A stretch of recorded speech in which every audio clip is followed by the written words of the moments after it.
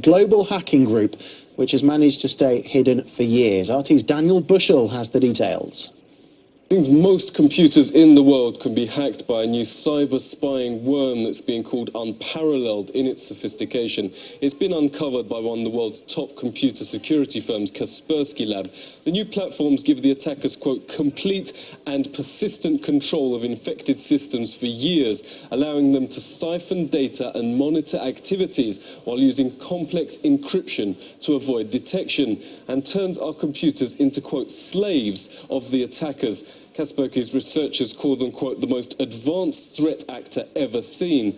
The computers most attacked were in government and military around the world, but also hit energy, nuclear research and media companies. One scientist who attended a conference in the US was targeted. He received a CD-ROM infected with the malware, which could then take over his computer. It's unclear how the attackers infected the CD sent to the scientist, but documents leaked by Ed Snowden describe NSA and CIA efforts that involve intercepting computer hardware as it's in transit from a factory or cellar and then implanting it with spy tools before repackaging it and sending it on to the customer. The same method might have been used in this case. Other methods of infection include through USB disks and over the internet.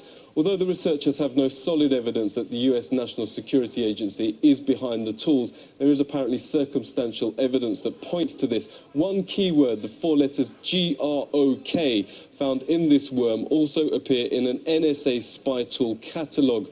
A host of other connected NSA codenames have also allegedly been found. This virus has many links to the notorious Stuxnet virus, reportedly created and launched by the US and Israel to sabotage Iran's nuclear energy program. But most worrying of all, researchers now fear this is just the tip of the iceberg. They are rushing to discover even more systematic hacking of our computers.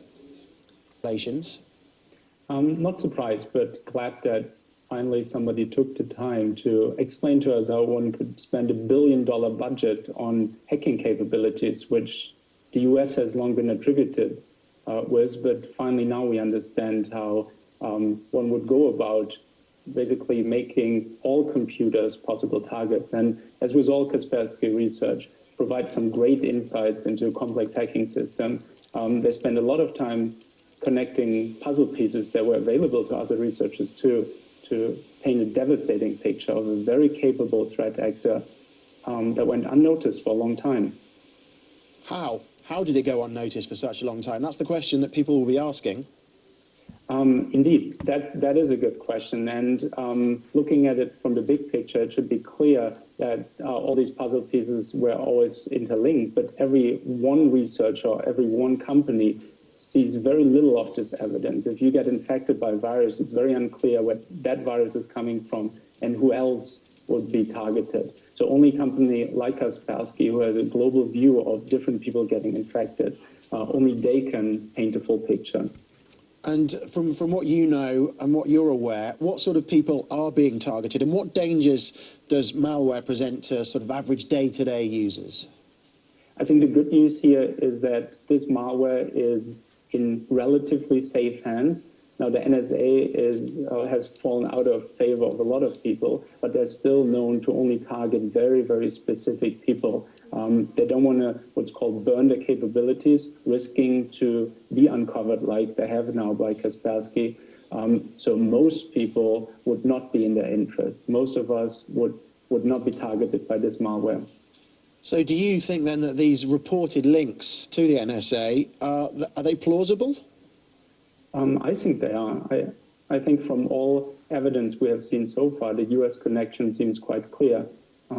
Lots of evidence, like text strings in these different viruses that we have seen over a whole decade of work can be linked to other US malware, for instance, Stuxnet. So if the attribution for Stuxnet to the US whole, so would this new one. And adding to that, who else would have been able to afford such a comprehensive hacking effort 13 years ago when these attacks started?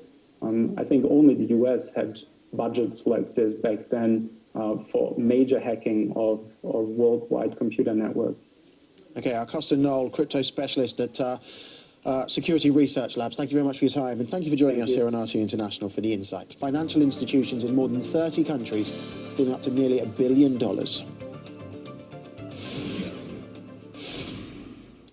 There's no other choice. That's how the Egyptian president has explained his call for an international intervention in Libya.